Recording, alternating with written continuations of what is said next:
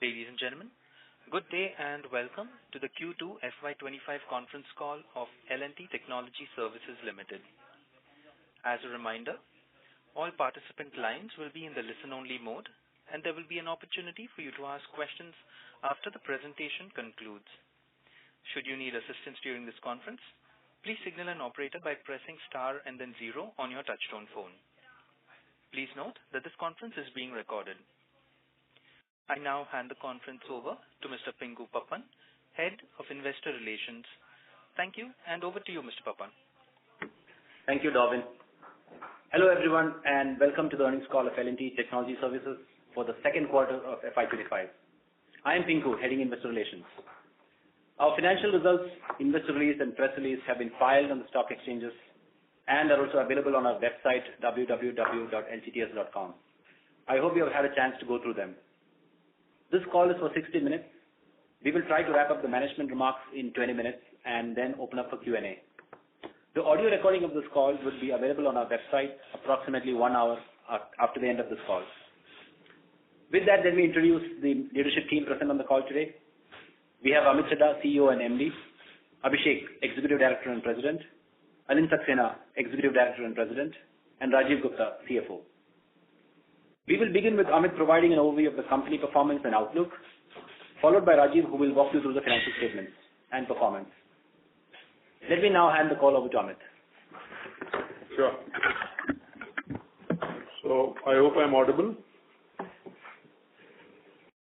Okay. So thank you, Pinku, and thank you all of you for joining us on the call today. If I look back at 2021, we created a vision, a mission, and a value charter. And based on that, we are repositioning our brand as purposeful, agile innovation. This embodies the fundamental way of how we will do business and deliver meaningful transformation for all our stakeholders.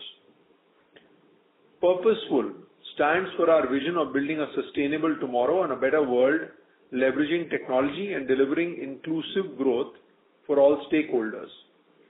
Agile relates to our ability to learn, evolve, and adapt to changing technologies, market dynamics, while harnessing the imagination of our engineers.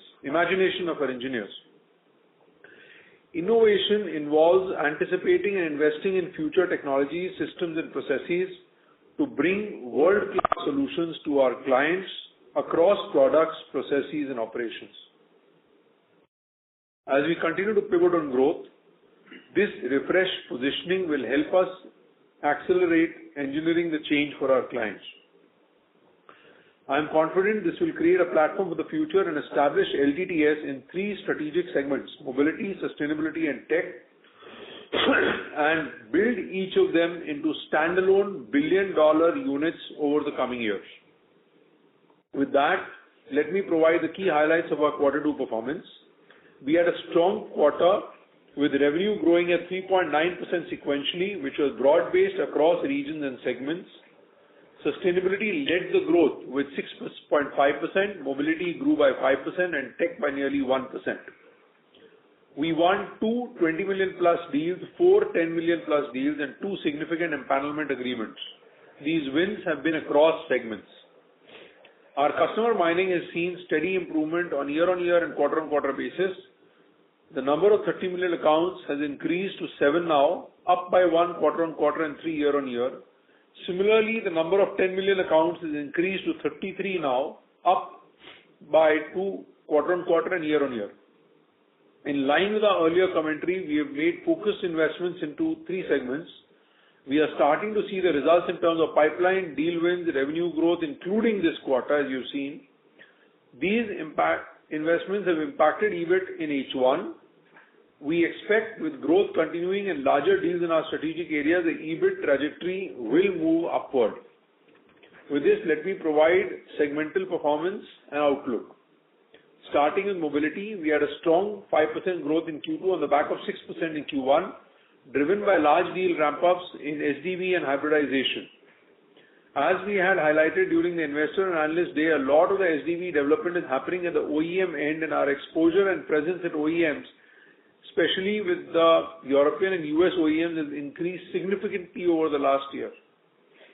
The key value proposition that we offer to our customers is advanced automotive solutions across ADAS, virtualization, and AI for specific use cases, digital twin and connected apps, SDV, digital cockpit, all of which accelerate their time to market and help them stay competitive. In trucks and off-highway, we continue to see good demand as hybridization and SDV adoption continues to rise. We launched LTTS iDrive, our proprietary framework for accelerating SDV implementation, applicable for both auto and trucks and off-highway.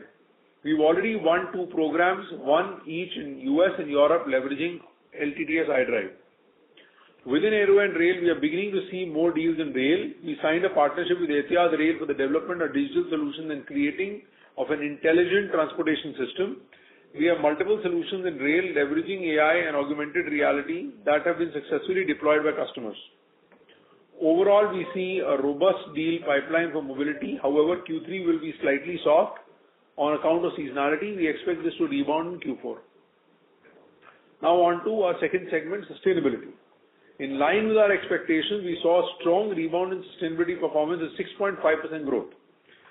As compared to Q1, where only process or plant engineering was firing, in Q2 we had industrial performing equally strongly. We are seeing a turnaround in industrial as customers are looking ahead and investing as they see a more promising outlook. These investments are towards automation in the form of digital platforms, manufacturing and supply chain optimization. As a result, there is a strong demand for setting up centers of excellence for clients around the same. In the process sub-segment, we continue to see demand in projects, engineering and plant modernization. Leveraging digital technology is a priority for our customers. One of the large deal wins in Q2 is with an ONG customer where we are developing a digital twin of their refinery, which allows the customer to see an integrated 3D view of all the assets in the refinery. Similarly, in another empanelment, we are a projects engineering partner for a new plant where we are setting up command center which will allow them to remotely control and manage the refinery.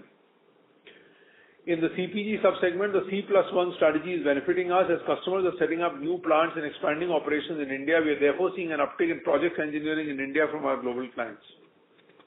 Leveraging our deep expertise in Industry 4.0, we have now launched our proprietary Factory Next framework for the factory of the future, covering smart sensors, edge, robots, IIoT and data lakes.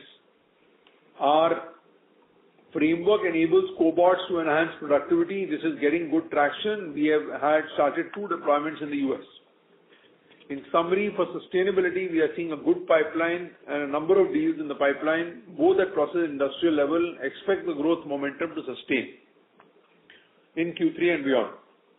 In tech, we had a good growth in our Semcon and ISV sub-segments. With our hyperscaler accounts, we have now won 2 deals, one on device and the other on platform engineering. These have gone into execution in October. Given the tailwinds in AI, Semcon sub-segment continues to ramp up for us with multiple programs across the value chain. In comms and media, while performance was soft in Q2, we are seeing a few transformational deals that could potentially close in Q3 in the area of network management and vendor consolidation. In the medtech sub-segment, we continue to see a rebound led by our strategic focus areas of Quara, digital health and digital manufacturing. As part of our collaboration with the leading AI Semcon major, we are building an AI solution for a customer for image enhancement and vision care.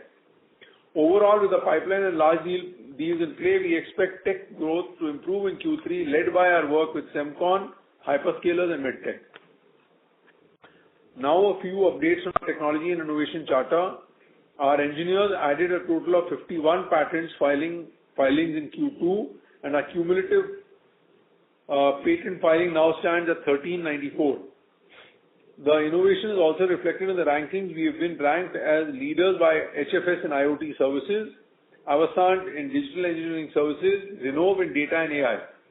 To help customers accelerate their Gen AI journey, we have launched Gen IQ, a software development platform for AI applications. Let us now discuss the outlook. Our pipeline continues to grow at a very healthy pace with a good number of large deals in the 25 to 100 million range. We are tracking these deals closely and expect a good number of closures in Q3 and early Q4. In fact, some of these would have closed in Q2 itself, but got delayed due to elections and macro-related winds. The common thread in most of these deals is clients are excited about our differentiated solutions and positioning and want to leverage our expertise as they continue to develop new products and transform their operations, manufacturing, and supply chain. This priority was further validated during our recent concluded Client Advisory Council meeting, which consisted of 16 members with combined market cap of $2 trillion and a revenue of $400 billion. We are thus confident of broad-based growth continuing in the coming quarters and reaffirm our FY25 guidance of 8 to 10% revenue growth in constant currency and aspiration of 16% EBIT margin levels. Before I close, I do want to reconfirm that we stand strong in wanting to build $3 billion segments and get to revenues of $2 billion with 17 to 18% EBIT margin in the medium term. This ambition has been met with excitement by our employees, leaders, and support from our key customers and board members. We remain committed to this journey. With that, I now hand over to Rajiv. Thank you and look forward to taking your questions. Thank you, Amit. Good evening to all of you. I would like to start by saying that our Go Deeper to Scale strategy is indeed showing encouraging results. We had a strong quarter with broad-based growth and deal wins across segments and regions. As we had indicated during our Q1 commentary and Investor Analyst Day, we are pivoting on growth. Accordingly, we've been making investments ahead of the curve in building new tech capabilities and adding leadership in segments for delivery and sales across the globe. Consequently, this has had impact for H1 FY25 EBIT margins. With that, let me take you through Q2 FY25 financials, starting with the P&L. Our revenue for the quarter was 2,573 crores, a growth of 4.5% on sequential basis. Our year-on-year growth for Q2 FY25 came in at 7.8%. Our gross margin remained flat. However, on account of investments in sales and technology, our SG&A as a percentage of revenue increased by 40 bps sequentially. Hence, our EBIT margin for the quarter came in at 15.1%, slightly lower compared to Q1 FY25. Now moving to below EBIT, talking about other income. Other income was 53 crores, slightly higher on sequential basis due to forex gain. Our effective tax rate for Q2 was 27.4%, within the range of our expectation of 27.5%. Net income for the quarter was up 1.3% on year-on-year basis and came in at 320 crores, which is 12.4% of revenues. Moving to the balance sheet, let me highlight the key line items. Our Q2 DSO was at 99 days compared to 102 days in Q1. Unbilled days were at 17 days in Q2 compared to 23 days in Q1. The combined DSO including unbilled stood at 116 days compared to 125 days in Q1, which is within our target range of 115 to 125 days for the year. Let me now talk about cash flows. As a result of improvement in DSO, our Q2 free cash flows came in at a healthy 417 crores, leading to year-to-date free cash flows at 328 crores. We will continue the effort to improve cash flow during the rest of the year. Our cash and investments stood at 2,849 crores at the end of quarter 2 versus 2,784 crores at the end of quarter 1. This is after final dividend payout of nearly 349 crores in quarter 2. As you would have seen today, the board approved an interim dividend of rupees 17 per share. Now moving to revenue metrics.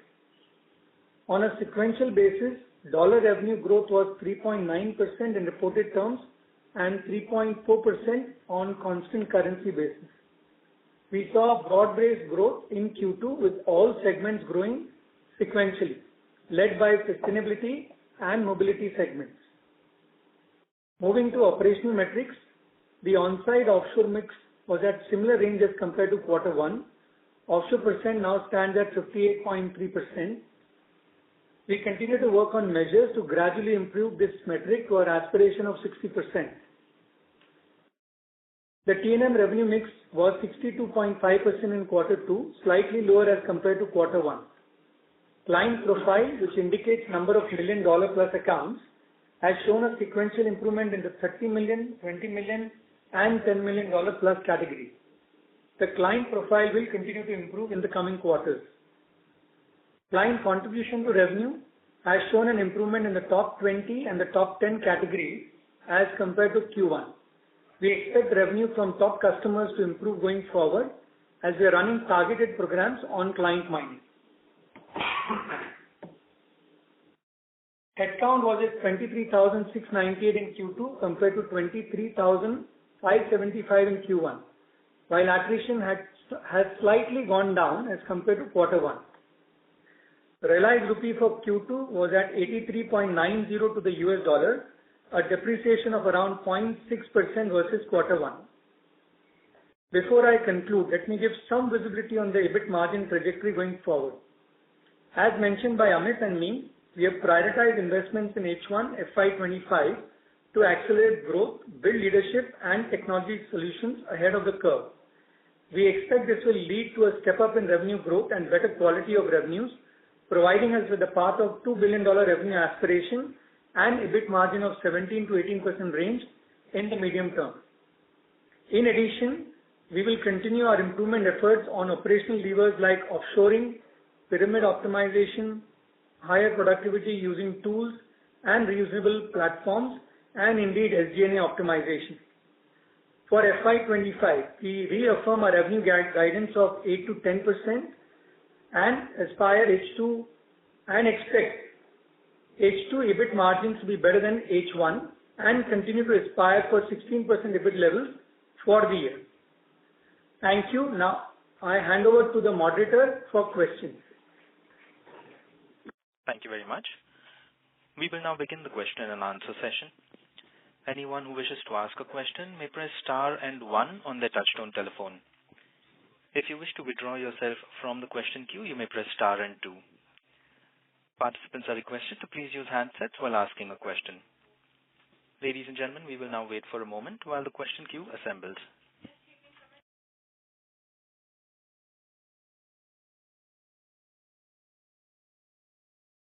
The first question is from the line of Bhavik Mehta from JP Morgan. Please go ahead.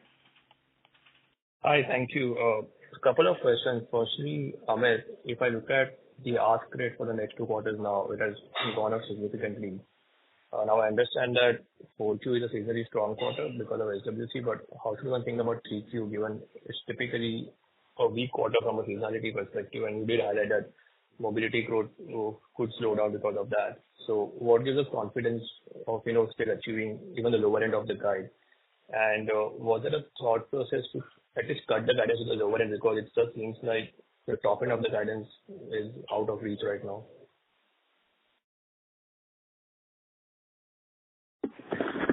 Yeah. So, Bhavik, we are reiterating and holding our guidance. There was a similar question that was asked last quarter as well on the ask rate. We are well aware of the ask rate, and given the pipeline that we have got and the order conversion we have got, we are fairly comfortable with where we are. I would not like to state whether we are the top end or bottom end, but there is work to be done, but we are fairly comfortable on where we are right now. Okay. Second question was on margins. I remember last time it was mentioned that margin trajectory should improve from 2Q onwards, and we have seen margins declining this time despite not having wage hike. I'm assuming we'll have wage hike in 3Q, so how should we think about margin trajectory from here on? Thank you, Bhavik. This is Rajiv here. So I'll answer 2 parts of the question. One, of course, the improvement on the EBIT margin. We indeed see EBIT margins improving from quarter 3 onwards. And on the wage hikes, yes, we planned them to be in quarter 3 and will be effective from November onwards. So we will see likely 2 months of impact in quarter 3 for increments. Just to complete, Bhavik, the point, we should likely see in a full quarter an impact of close to about 100 to 125 bits on account of increment. So fact that this is 2 months in a quarter, it will be lower impact to start off with, but conscious of the fact we aspire for 16% EBIT levels and will be able to absorb this increment in quarter 3 as well. Thank you. The next question is from the line of Ravi Menon from Macquarie. Please go ahead. Hi, thank you for the opportunity and congrats on a pretty good quarter. I wanted to understand why tech was flat more or less this quarter, despite SWC, which should be slightly positive to seasonality. And second part on the Maharashtra cybersecurity, wasn't there any revenue this quarter? One tech grew about 1%. Like I said, that the hyperscalers did well for us in this quarter. There was a couple of specific areas where the projects got over, etc. But quarter 3 will be a good quarter for tech as well as for sustainability because we've got the visibility right now. In fact, close to announcing a significant collaboration with an AI major. We'll do that and you'll see that coming out. So we're fairly comfortable there. Now in terms of cybersecurity, it continues to grow. We don't call out cybersecurity as a percentage of revenue just like AI, but both AI, Gen AI projects as well as cybersecurity and OT as well as product cybersecurity and continue to expand for us. We are actively hiring in these areas. I was asking specifically about the Maharashtra cybersecurity deal that we had. Oh, okay. Yes, so that was launched. There's some work still to be done in that area. So I was thinking you were talking about cybersecurity internationally in the US and European clients. So yeah, so no. So specifically to Mahacyber, it got launched. Congratulations to the Maharashtra government for thinking ahead of the curve and helping us execute or asking us to execute the project. It's not completed yet. It's been launched. There's other work to be done there. So it will continue for a little more time. Right. And that seems to be asset light. Right? There is no real fixed asset increase due to that project, right? 1 second. Can you repeat that question? I think that there seems to be no fixed asset increase on your books, even though the Maharashtra cybersecurity got launched. It's a largely there's a little bit of hardware assets, but largely a software project. Like we had mentioned, that Mahacyber actually is more like a traditional LTTS project. If you ask me, the way we have executed it and what is we ran it as a software program. Thanks. And SWC, is it? Sorry, Ravi. And that is a marked departure from what SWC used to be. In fact, we have a pipeline now that is built up for SWC in the Middle East as well. And as we move forward, hopefully we should be able to announce some closures there as well. So we are in that trajectory and we had committed to you on SWC that we'll start to internationalize it, take it to more master software SI, be asset light. So we're working in all these directions right now. Thanks for clarification. And Q3, how should we think about SWC? I know that Q4 is supposed to be really good, but how is the seasonality for Q3? Think about Q3 as a growth quarter in revenues and margins. Okay. And on the previous question, I want to reiterate, when Rajiv had made commentary about 2 quarters ago, he had said H1 margins will be lower than H2, and that's what has happened. And if you look at it, the gross margin is maintained. The increase is only in Q2 in SG&A, which is sales costs, which has started to give us backlog and then will give us revenues, as well as tech investments where compute storage costs are fairly significant that we have had to incur for AI investments and SDV and factory next launch. Good. Thanks so much and best of luck.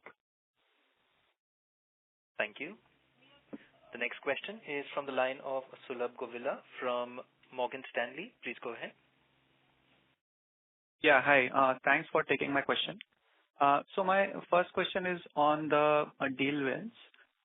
So I just wanted to understand, we had called out in the analyst meet that our pipeline is 2x of last year, and on top of that, we expect win rates to improve, which would translate into higher number of deal wins being reported going forward. So just wanted to understand by when one should expect to see higher number of deal wins, on a realistic basis. By when do you think that can happen? Yeah. So Sulabh, thank you. See, if you look at the deal wins, the absolute value TCV deal wins are higher in Q2 as opposed to Q1. That's number one.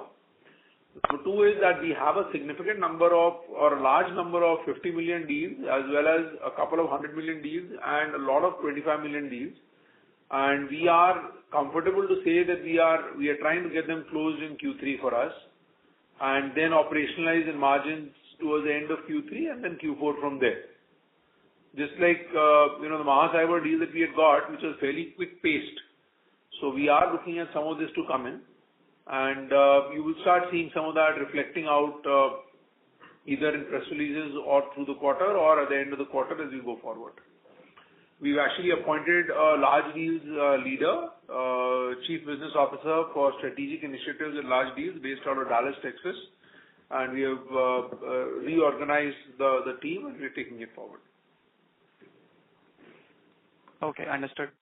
And with respect to mobility as a segment, just wanted to understand what you are hearing and seeing on the ground, particularly in Europe, with respect to how OEMs are behaving. Have you seen any sort of project cancellations, or have you seen any pause in the ongoing projects that are going on? So just wanted to understand what's the outlook from your perspective there.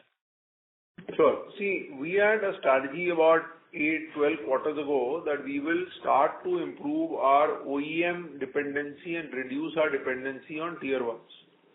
That has played out well for us because now a percentage revenue in automotive and TNOH that we do in OEMs is a quantum shift from OEMs as opposed to tier ones. So tier ones exposure has been, I will not say minimalized. We love the work that we do for anybody. We respect our customer relationships. But we have, our top 30 accounts, we've got OEMs now more than tier ones, right? So that's number one. Number two, when it comes to OEMs in US and Europe, and the one that we work with in Japan, that we had shown the recording to you during the IID, they continue to work with us. We have not seen any slowdown there. Tier 1, there's a couple of them that are in a problem, and we are actually creating deals to help them overcome some of their transitionary pressures that we've got. I've got my president and executive director colleague here. He'll add to this mobility now in terms of the work that we're doing and other areas. So in addition to what Amit said, what we are also seeing is an increased spend on the SDV side. And for most of our customers here, we are seeing those requirements come up throughout. So that we do see continuing. Now, on the traditional engineering that we have been doing, there are deals that we are working on which are on consolidation, which will, we believe, help perhaps in Q3, Q4 as we go through on increasing revenue and footprint with our customers. But that's making us more strategic to our customers, and that trend we believe will continue from the point where we are at today. Thank you. Okay, understood. And last question on margins from my side. Rajiv, when we say that there is a 2-month impact of wage hikes in this quarter, which is roughly about 80 basis points. So what are the tailwinds you have on the margins which will negate this, and you'll be able to deliver a growth on Q-on-Q basis on the margins? So love to understand your question. Of course, you did the math, right? I mean, 2 months in a quarter, about 80 basis points on the increment side. Your question is more to understand what are more tailwinds that can likely have an impact of margin. Did I get that correctly? Yeah. So what will help you negate this headwind which is there on the way Understand. there? So, I mean, first and foremost, Amit talked a lot in terms of, pipeline, large deals, quality of revenue. These are all tailwinds that will help in terms of margin accretion. The second is, look, a lot of the investments that we called out indeed have played out in H1, so that's behind us, right? So, like we've said earlier, H2 margins will be better than H1, so you will see margins improve anyway in Q3. Last but not the least, we'll continue to see productivity improvements. So this is on account of optimization of pyramid in terms of offshoring, and also as we continue to see fresher intake, we will see, a lot of deployment on some of the newer deals that should lead to margin improvement. Just a quick clarification. When we say better quality of deals, does that translate into higher gross margins in the deal? Yes, it does. And in addition to that, right, and these have been all focused initiatives, we will also see, likely accretion coming from improvement in bill rates, right? These are focused initiatives that we do, and we tend to target, an X amount of dollars coming from improvement in bill rates. I'll add that we've sequentialized, if you ask me, in a way, planned this out to make sure that when the investments were there, we didn't do the increments. And now that we've got tailwinds coming in the margins, we are doing the increments. So it's a thought-through strategy to be able to deliver the 16% levels that we initially guided at the beginning of the year. Understood. Thanks for taking my question. Thank you. We have the next question from the line of Nitin Padmanabhan from Investec. Please go ahead. Yeah, hi, good evening. On the margins, do you think the whatever increase we have seen in the SG&A, is there any element which will not be there next quarter, or everything will be growth driven in terms of the margin offsets broadly?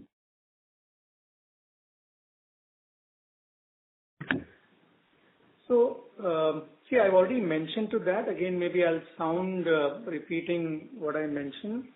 A lot of the investments that we called out in terms of AI, SDV, Factory of the Future, building the leadership, all of that has taken place in H1, right? So when you talk about going forward, these are not going to repeat, right? So you will see some of that normalization come into SG&A cost. Our SG&A costs have indeed increased if you look at on a year-on-year basis. We feel they will normalize between that 10% levels, and that's what we are working towards. Got it. That's very helpful. On the Mars Cyber deal, do you think there's any milestone payment that could come through, considering they have gone live, that would also help margins? Or it would just be the SG&A benefit? Are you asking us payments, or are you asking us revenue? Revenue. So any milestone revenue that comes through, which will flow through and add margin?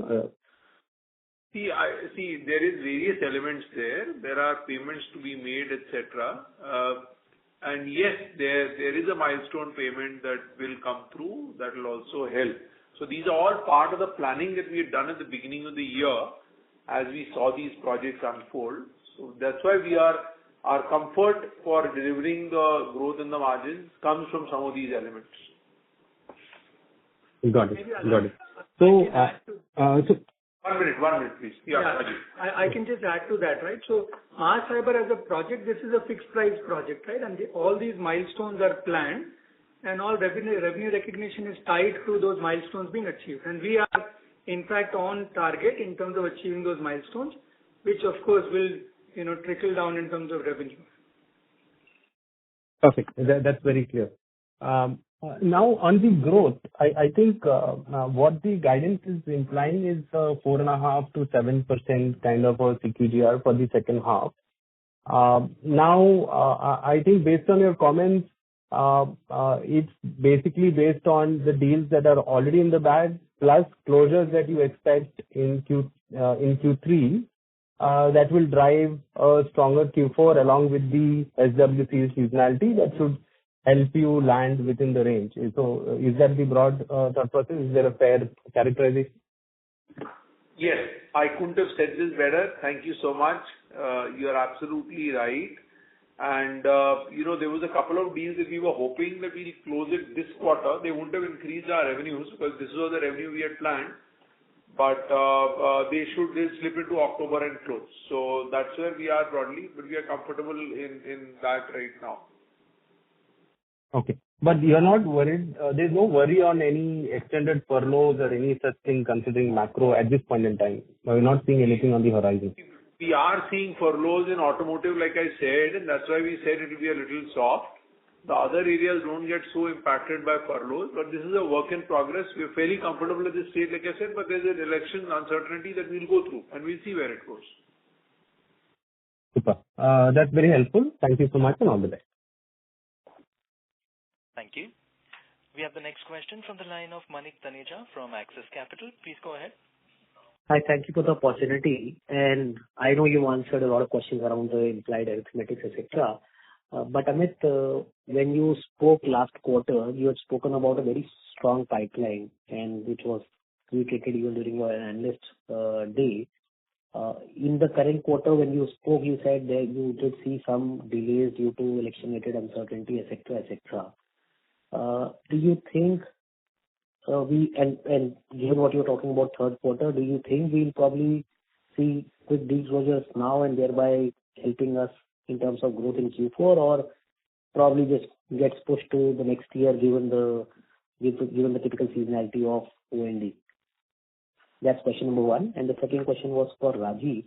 If you could help us understand how the fresher intake for FY25 has progressed through both Q1 and Q2, and the likely trajectory in terms of fresher onboarding for the rest of the year. Thank you. So,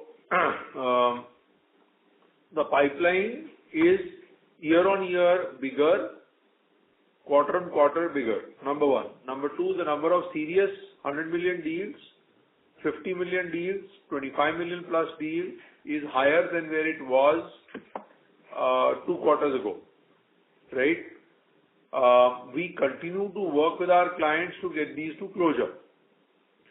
The reality is that there is a little bit of question around which way policies will be after the US election, reality.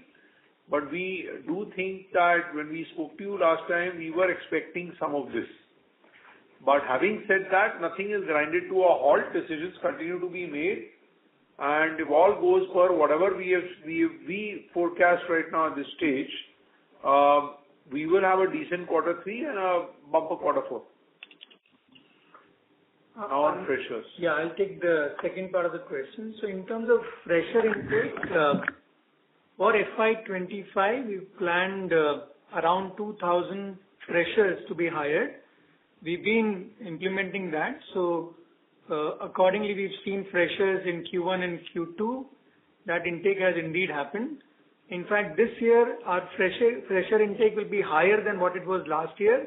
Last year, we did close to about 1,500 freshers hiring.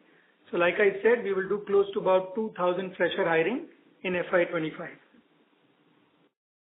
Okay. Would it be possible to get the numbers for H1 and thereby probably try and understand the impact in terms of... We don't share, so much of specific, but we certainly, let you know the annual plan that we have. So that's where it is. Sure. Thank you. Thank you. The next question is from the line of Vibhor Singhal from Nuvama Equities. Please go ahead. Yeah, hi. Thanks for taking my question. And congrats, Amit and team, for a very solid execution in this quarter. So, Amit, just wanted to dwell on two aspects. One is on the mobility segment. You mentioned that you are looking at a seasonal weakness in Q3 in the mobility segment. Are we certain about the fact that the weakness that we are looking at is more of seasonal and not much of structural? We've had a couple of auto OEMs come out with profit warnings. We've had a couple of your peers already talk about weakness in the auto segment, specifically in Europe and specifically in Germany, where spends on most aspects have been curtailed. SDV continues, but I think those are also kind of talked about in hushed tones. So any color on that would be really helpful. So Vibhor, yes, thank you. So Vibhor, I'll do a little bit and then I'll request Alin to add. See, when you look at mobility, the reason we've said seasonality is because normally last year also you look at, 2 years ago also you look at, these guys leverage the our quarter three, their quarter four holidays to try and offset some of their costs, and therefore we see that seasonality come. Now, and I will say very clearly, OEMs, we continue to see expansion, and I knock wood as I said, with our differentiated solutions. But tier ones has been a little bit of a challenge. They've had a challenge themselves, and they've passed their challenge on to us.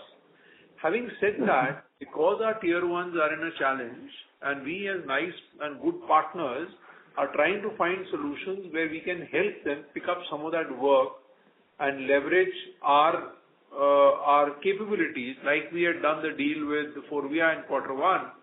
We similarly can do some more of those deals, and that is where the pipeline is fairly strong to see what can flow. We'll close this quarter, and that operationalizes in quarter four for us and helps us in growing. Second part is the investments in SDV made. Actually, Alin should talk about it. The investments made now itself. Right. No, I think Amit covered it. So you know that we have launched our new solution, LTTS Drive, which is picking up speed, which is getting attention, and which is helping us move. Now, to your point, very specifically about the industry and specifically in Europe, so we are not seeing large cancellations or stoppages of work. There is a slowdown which is there for sure. So the growth trajectory, especially short term in Q3, maybe like we have said, would be muted. But otherwise, we remain very aspirational of continuing our presence and our strategy with our customers. And we think that that's going to play out well for us in long term. This is the time to align with our customers and be able to continue to provide those services at good quality, which I'm very thankful that our team is doing. And we'll stay focused on that and move on. Got it. Thanks, Anil, for that detailed explanation. Amit, my second question is on the Maharashtra cyber security project. So just wanted to understand the dynamics of it. So you mentioned there is some bit of work left on this in the project. After that, we will probably get a milestone payment. And post that, does this project come to an end? Or is there some other maintenance revenue that will keep trickling on for the next forthcoming years as well?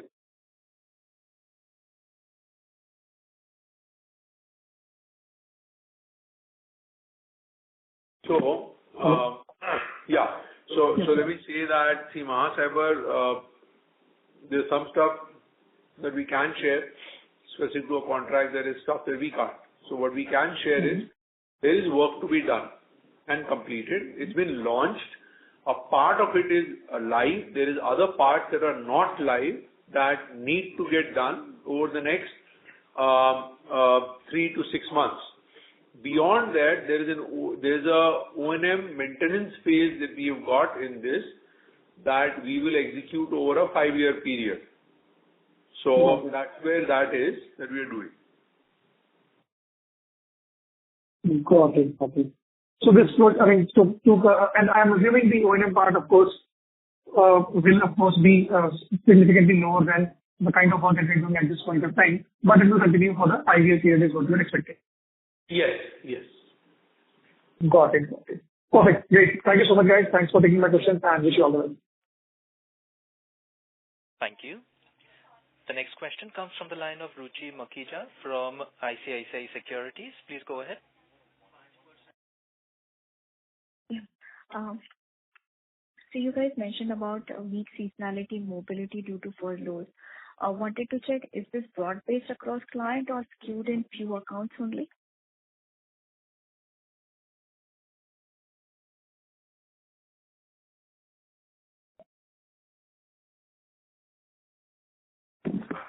Yeah. So this is it broad-based? Is specific clients? I'd say largely broad-based. This is a Detroit phenomena. This is a Europe phenomena. Yeah. And in other two verticals, do we have any early indications for furloughs from the clients? No, normally, no. So we don't have early indications of furloughs for tech. We, I want to actually confirm for sustainability, actually in the process area, they're asking us to ramp up, right? In tech also, the orders we have won, that we talked about today, we are ramping up in quarter 3. So tech will ramp up quarter 3 for sure. Sustainability will ramp up quarter 3 for sure. Mobility, all I'm saying is soft. So allow us some time to work it. The quarter is not done yet, and we continue to work, across the globe. And my colleague Alin talked about LTTS, iDrive and others.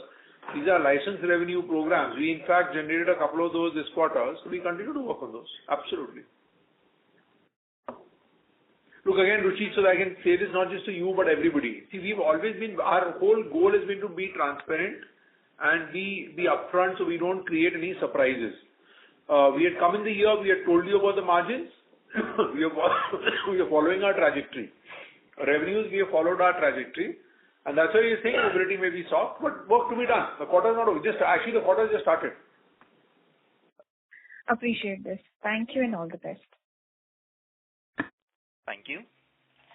The next question is from the line of Abhishek Shindatkar from InCred Capital. Please go ahead. Hi, good evening and congrats on a good quarter. I have a couple of questions. The first one is, regarding the furloughs, especially for the aero and also your comments about the high-tech, the tech furloughs. So the commentary by one of the OEMs in aero has been relatively weak. So any color, in terms of, furloughs for that space. And the second is on the high-tech side. So is your commentary on furloughs driven by the ramp-up of the project, or it is generally in the high-tech space, furloughs this year could be lower than last year? That's first question. The second question is for Rajiv. The accounts receivables number or the absolute increase has been material over H1 compared to the revenue growth. Now, is this largely related to one cybersecurity project, or are we generally seeing a delayed cycle across customers? And the last one is, for Amit again. Any comment on the sequential decline in the number of active clients? Thank you for taking my questions. Okay, so Abhishek, thank you. Let's divide this up. Aerospace furloughs, Alin, would you like to say something? Does it impact us, not impact us? Not majorly. I mean, we have seen furloughs previously in quarter 3 as well. And this is a regular phenomena that happens. Yes, and we are referring to one particular customer, and there will be some rippling effect of that down to some of the customers that we work with. But that's something which is manageable that we are working with, and I don't see any major impact on that beyond what we have already talked about. Yeah. Now, on high-tech, the furloughs are a normal phenomena, but as you win deals, you are able to overcome that because you are ramping up. Right? Broadly arithmetic. And therefore, I'm saying high-tech will increase, confirm pipeline, confirm bookings. That will help. Right?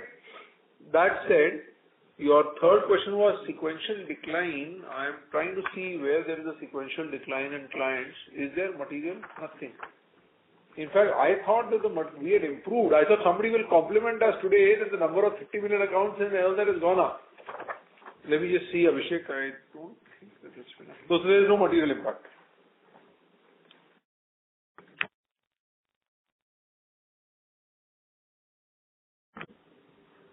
Got it. And maybe Rajiv can answer on the accounts receivables.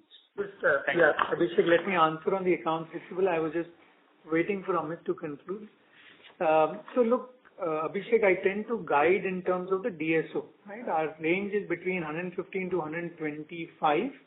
We came in at 116 days, right, which is the lower end of the DSO guidance, and we continue to work to improve this. Now, movement in terms of accounts receivable, etc., given that we're a growing business, you will always see that. So I will not have you worry about the fact that, look, for one quarter you see an uptake, because largely we'll continue to manage how we look at DSO and optimizing and, of course, improving on the free cash flows. Understood. Just a follow-up to that, we have been referring to a milestone payment also. So assuming that comes in, would our free cash flow to net income number be similar to FY24 in FY25? Yeah, we aspire to to maintain that. In fact, I did clarify it even during the investor analyst day. It's following a very similar pattern like we had in FY24, where our H2 free cash flows are better than the H1 free cash flows. You will likely see that same trend mapping out even in this year. Absolutely. Thank you for taking my questions, and best wishes for the rest of the year. Thank you. The next question is from the line of Sandeep Shah from Equirus Securities. Please go ahead. Opportunity and congrats on a good execution. Rajiv, the question, sorry to harp again on the margins, but if I look at the aspiration and target is 16% versus first half being 15.3%. So second half, you have to do 16.7% kind of a EBIT margin to achieve the full year at 16%. Versus that, we have a wage hikes which is coming into play in Q3, Q4, and there would be a ramp up in a SWC seasonal, which is generally a low margin business versus your traditional export business. And we are starting on a base of 15.1. So what can go wrong in terms of achieving this target?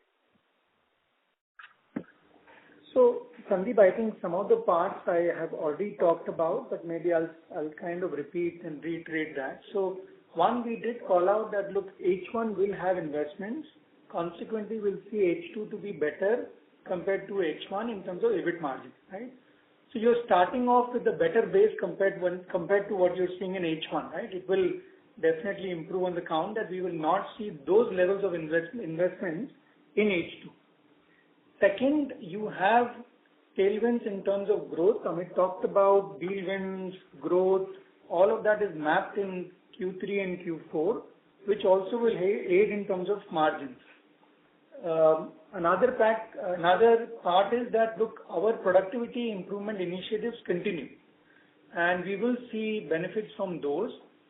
The fact that, we've got revenue growth planned, we've got some of the initiatives already working, we continue to aspire for the 16% levels, right? Now, what can go wrong is fact that, look, we see large deals coming, which may have a start, but as of now, I think some of that we've already factored in. So the fact that, look, we continue to follow the revenue path should allow us to meet the 16% levels of EBIT. Okay, thanks.